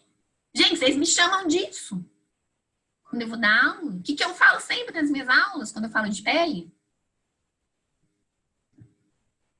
Começa com C. Alguém vai ter que mandar no chat, gente. O que é catiônico? Que liga lá, menos com mais, oposto se atrai? Clorexidina, Raquel. Justamente isso. Por que o clorexidina é efetivo na parede da bactéria? Porque a parede da bactéria é negativa. Clorexidina é positivo. Vai lá, desestabiliza a parede da bactéria, explode, e a bactéria morre. Né? É justamente o que acontece. É uma interação que perturba ali o crescimento bacteriano. Então, por esse motivo que essas substâncias, por exemplo, o clorexidina, ele tem um apelido de detergente biológico, né? Porque ele vai ali diminuir essa tensão ali superficial, tá? Aí, o que acontece? O EDTA é um agente quelante, a gente conhece o EDTA, a gente utiliza, ó, todas as nossas formulações cosméticas, né? Vai o EDTA como agente quelante. Gente, ele quela cátio. E aí, o que ele faz? Quando ele quela, vamos lembrar ali que tem os cátions para estabilizar a parede celular bacteriana. Quando ele faz a quelação desses cátions, o que acontece? Libera os lipopolissacarídeos, eles ficam ali, ó, todos, estão vendo ali, ó, todos alvoroçados, né? Todos disponíveis. Isso faz o quê? Como se tirasse aquela camada de proteção que a gente tem ali para estabilizar isso, né? Fazendo com que fique mais suscetível suscetível à entrada de outros agentes. Então, o EDTA vai ter essa ação, deixando que a estrutura mais permeável. Uma vez que está mais fácil de permear essa parede celular, muitas vezes o antibiótico que não ia passar, que ele ia bater ali, ficou mais permeável, ele consegue entrar na parede da bactéria, ele consegue se ligar ali. E aí eu vou ter o quê? O melhor resultado terapêutico. Então, eu consigo fazer com que eu aumente a sensibilidade antimicrobiana. Então, às vezes, eu ia utilizar um antimicrobiano e eu não ia ter uma resposta terapêutica porque a bactéria não ia ser resistente. Mas ó, quando eu deixo ela mais permeável, ele consegue entrar e fazer o efeito terapêutico. E a gente tem evidências científicas disso. Tá? Então, vai aumentar a sensibilidade das bactérias aos antimicrobianos, uma vez que vai ficar mais fácil para eles entrarem aqui, ok? Então, o que o EDTA faz? O EDTA, ele quela esses cátions divalentes que estabiliza essa parede celular bacteriana, tá? Inibe efeitos de enzimas bacterianas ulcerativas, altera a estabilidade de ribossomos e ele bloqueia um dos mecanismos de resistência que a gente chama de bomba de efluxo, que é da Pseudomonas. Gente, tem bactéria que é bem inteligentinha, né? E a Pseudomonas é assim, né? Eu falo inteligentinha, mas se vocês entendem esse sentido, tá, gente? Não tô falando que bactéria tem neurônio. Mas olha só, o que acontece? Quando o antibiótico ele entra para a bactéria, as Pseudomonas, elas têm um mecanismo de resistência que é uma bomba de efluxo, nesse mecanismo. Então, ela tem uma bomba ativa que joga para fora. Então, é como se o antimicrobiano, ele fosse passear dentro da bactéria. Tá? E, gente, peraí que travou aqui. Só um pouquinho. Então, o que ele vai? Ele entra, ele dá uma voltinha. E não faz efeito nenhum. Entra e sai. Então, ele deu uma voltinha, ele não faz o efeito terapêutico. Então, além de quelar os íons divalentes, deixando a parede mais permeável, o EDTA faz justamente o bloqueio desse mecanismo de fluxo. Então, o antibiótico entra e ela não consegue jogar para fora. E aí, uma vez que o antibiótico não sai, porque a bomba está inativa, se ele ficou lá dentro, ele vai fazer melhor esse efeito terapêutico. Então, o EDTA vai ter essa ação. Por isso que nós associamos o TRIS ao EDTA. Nós temos uma solução que chama TRIS-EDTA, certo? E aí, o EDTA vai fazer o quê? Vai potencializar a ação dos antibióticos aminoglicosídeos. Gente, quem são os aminoglicosídeos? Amicacina, gentamicina, neomicina, tobramicina. A genta é muito utilizada em produtos otológicos. E também das fluorquinolonas.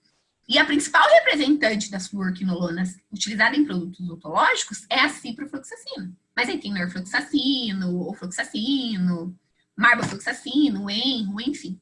Só que de uso otológico, os mais utilizados são a genta e a cipro, tá? E aí o EDTA vai potencializar esse efeito. Camila, mas e o TRIS? Por que eu não uso só uma solução de EDTA? Porque o TRIS, ele vai fazer o quê? Ele vai interferir na síntese de peptidoglicano. Oi, gente. Deixa eu beber uma água aqui que estou enrolando.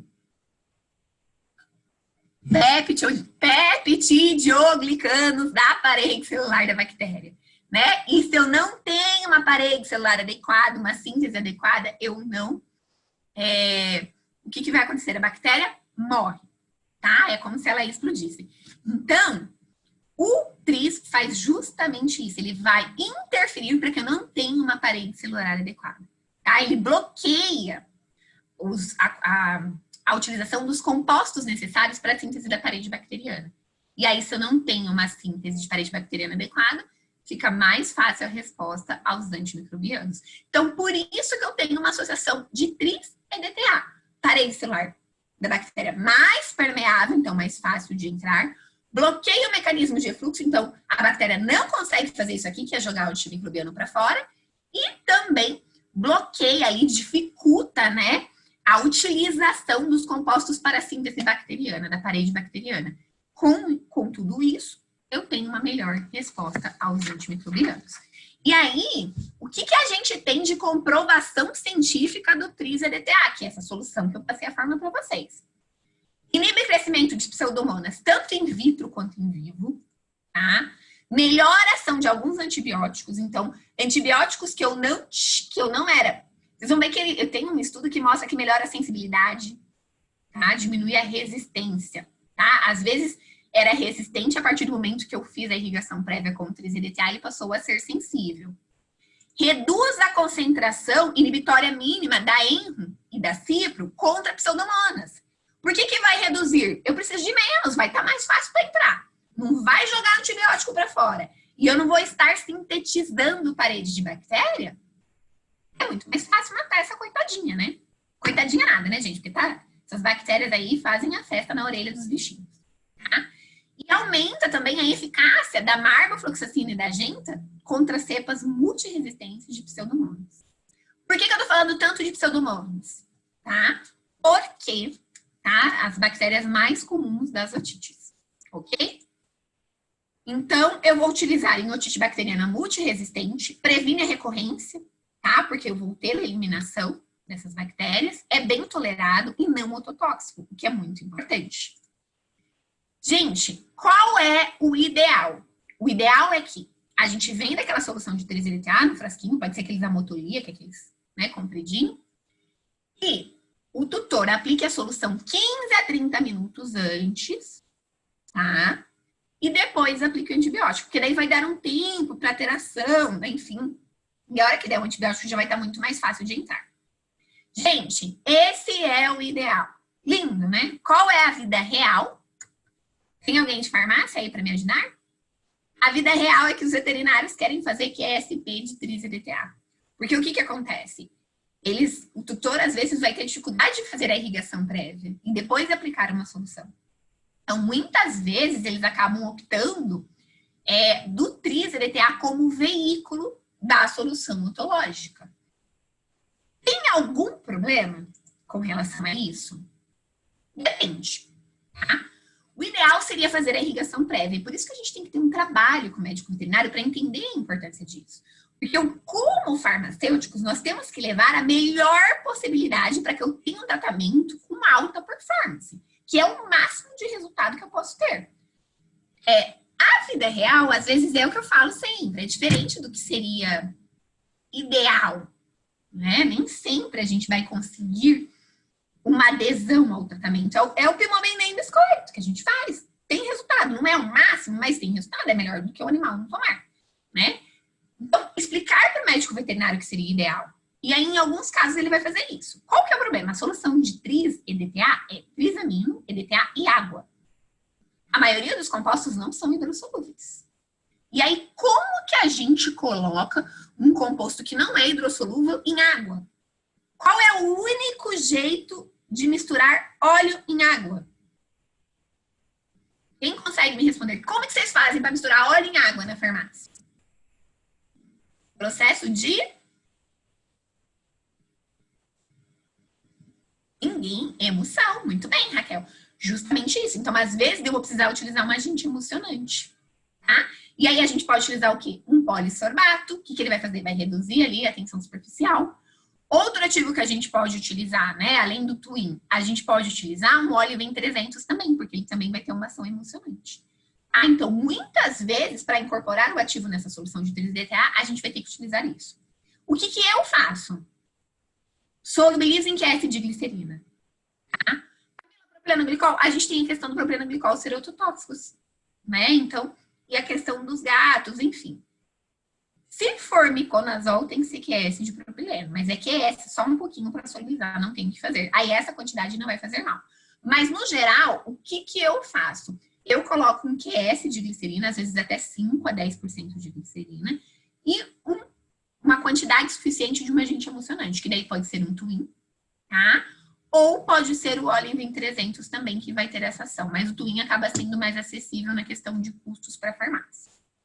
É perfeito? Não, gente, não é perfeito. Mas a gente tem que aprender a atender, né, as prescrições que chegam na nossa farmácia.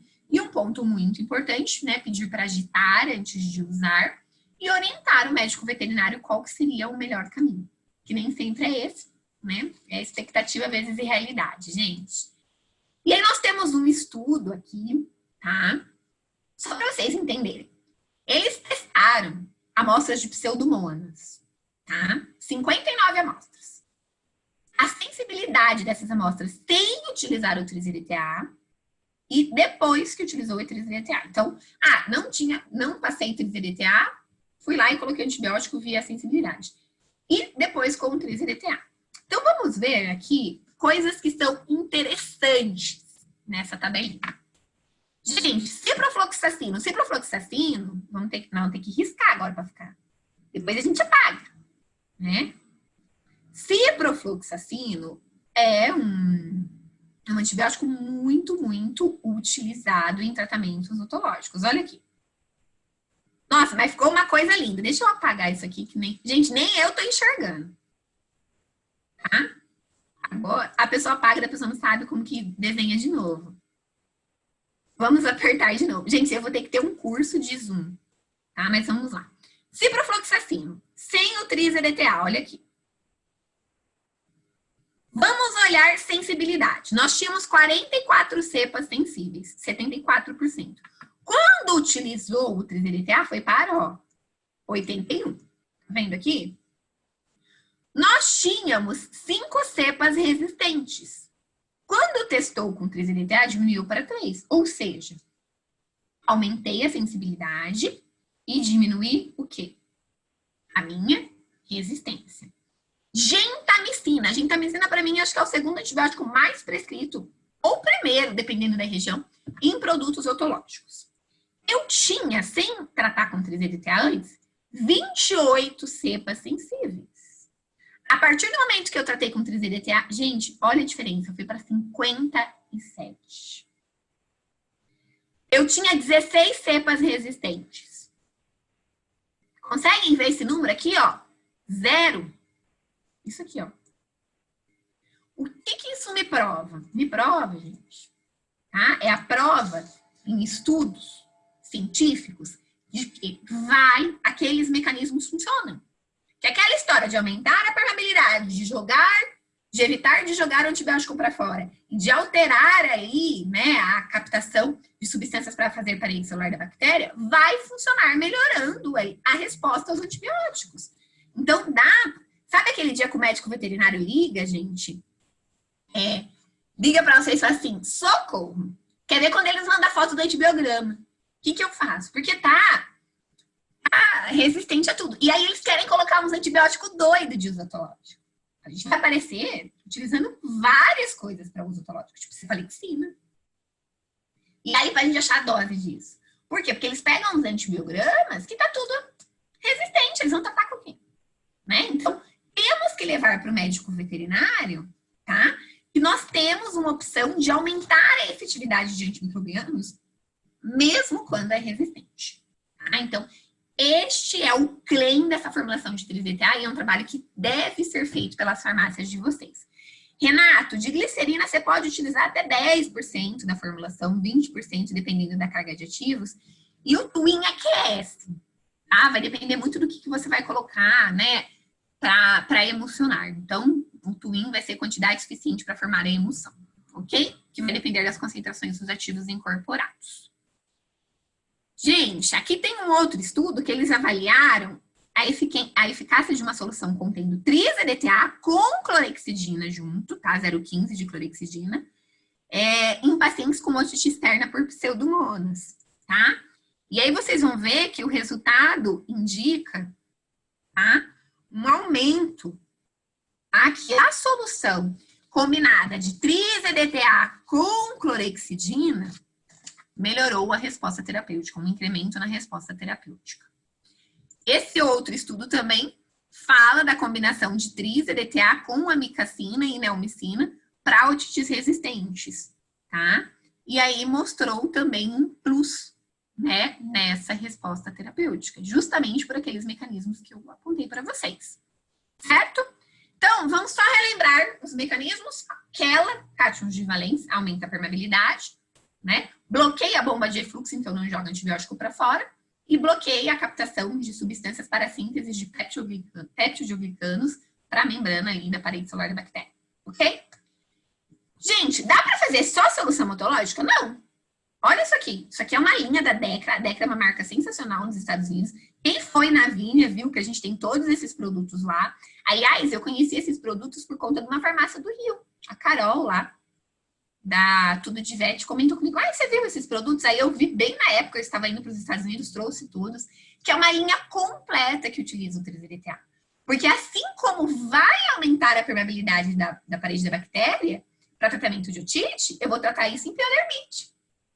Então imagina, eu vou fazer um shampoo de clorexidina com miconazol, eu coloco um 3-LTA junto.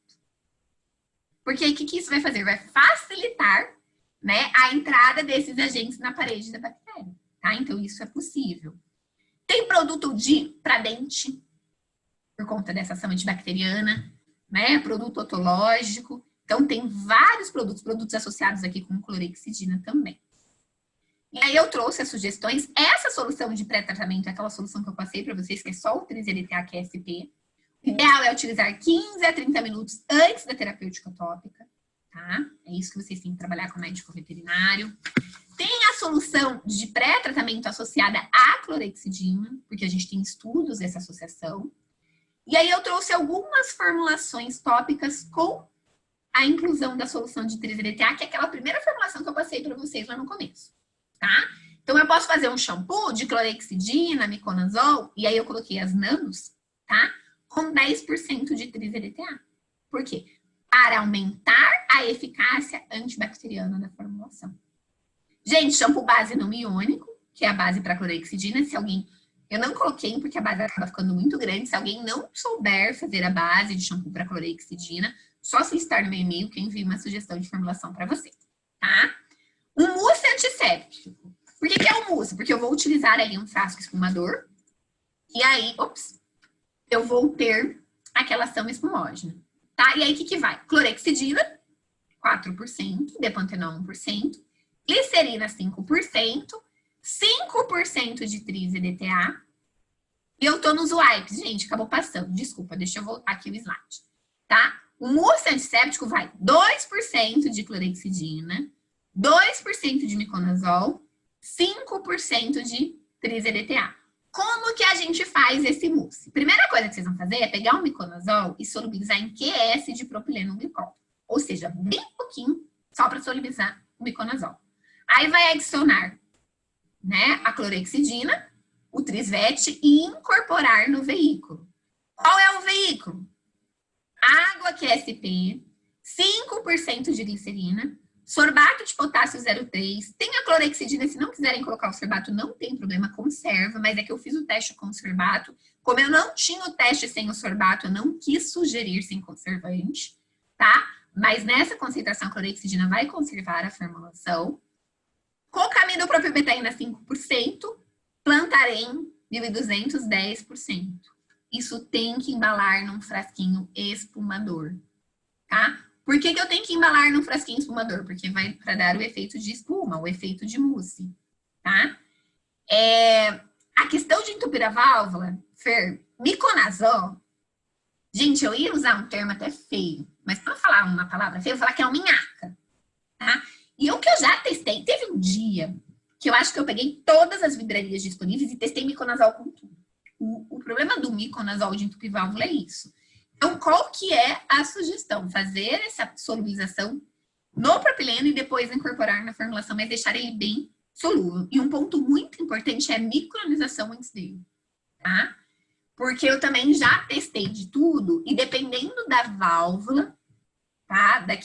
Por conta daquele caninho que passa lá dentro do frasco espumador, a gente pode ter alguns problemas. Então, assim, eu já fiz alguns testes.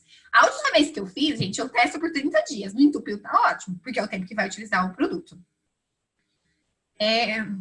Normalmente, 1:3. Então, se eu vou utilizar 2 de miconazol, vai quase 6 de propileno na formulação, o que não tem problema se a gente pensar na concentração segura para animal, que é 9 ml de propileno glicol por quilo, sem ingerir oralmente, tá? E para gato também não vai ter problema com a concentração pequena, então mesmo que ele lamba, não vai ser suficiente para causar uma reação ali.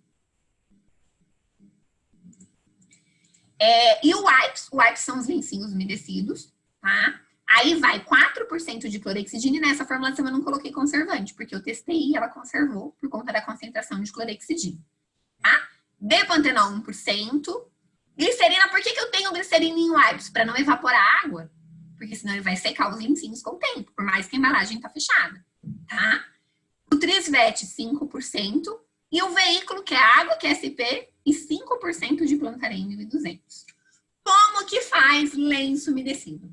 Gente, a gente utiliza aquela Sontara, tá? Então, vamos fingir. Deixa eu pegar uma folha de sulfite aqui. Então, vamos supor que isso é a Sontara, tá? Então, normalmente, você vai cortar ela num tamanho menor. Eu corto em 4, aquelas folhas que vem, tá? Tudo vai depender do tamanho do animal. Então, vamos supor que você vai cortar desse tamanho, um lenço já é suficiente. E aí, você vai ter, cada vez que você faz uma formulação, você tem que testar a concentração que você vai utilizar para umedecer. Porque uma vez que você mudou a composição da formulação de umectante, ativos, vai interferir, né, na umidade desse lenço. Então, o que a gente faz? A gente pega lá o lencinho. Esse Whites, para uma Sontara cortada em 4, eu utilizo em média 4 a 5 ml. E aí você coloca 5 ml ali sobre o lencinho.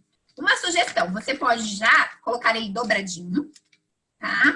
A gente faz isso em aula. Aí pega um vidro relógio, coloca e pinga. E vai colocando vários, um em cima do outro. E a gente, às vezes, embala de 10 em 10 naquele sachêzinho que fecha.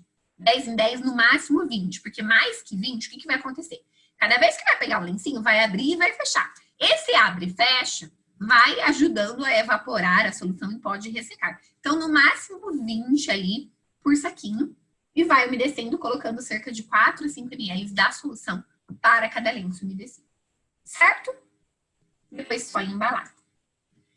Pessoal, esse era o conteúdo de hoje. Eu gostaria de saber se ficou alguma dúvida relacionada ao conteúdo. Eu gosto de ir respondendo no decorrer do curso para vocês, porque, né, às vezes eu tenho que ficar voltando no final, então eu prefiro assim. Mas se tiverem mais alguma dúvida, falem agora ou cale-se até o nosso próximo curso.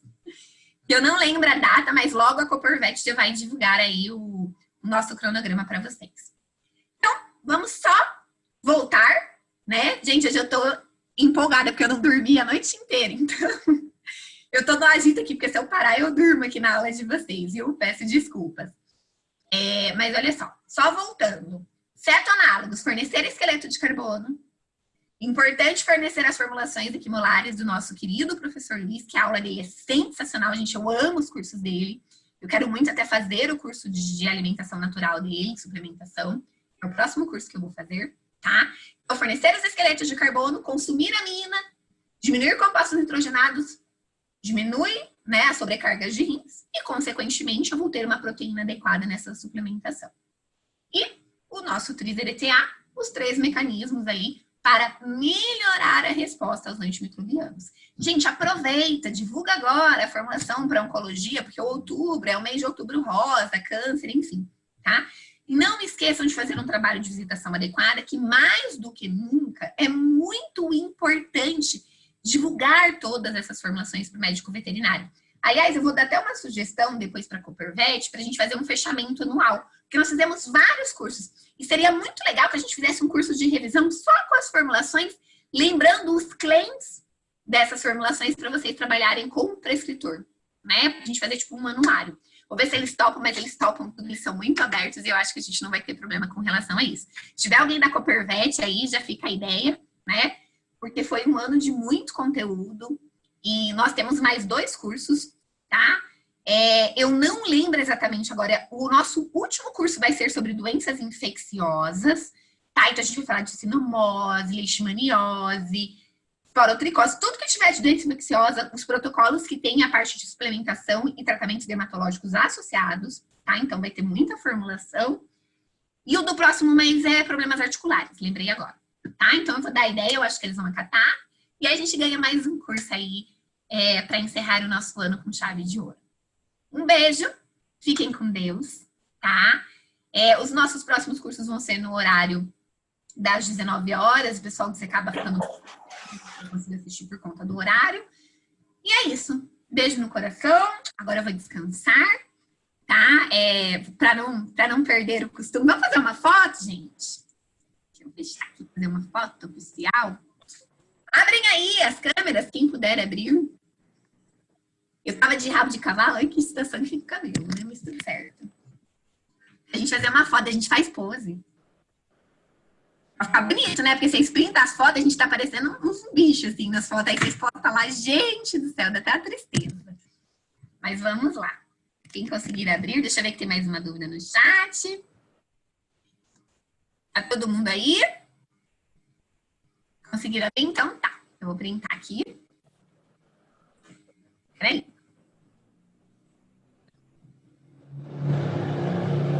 Já posto lá. Gente, fiquem com Deus, beijo no coração. Até o nosso próximo curso, que a gente vai falar de infecção. E o último de doenças infecciosas que vocês pedem tanto e vai ter protocolo novo para vocês, tá? Até a próxima.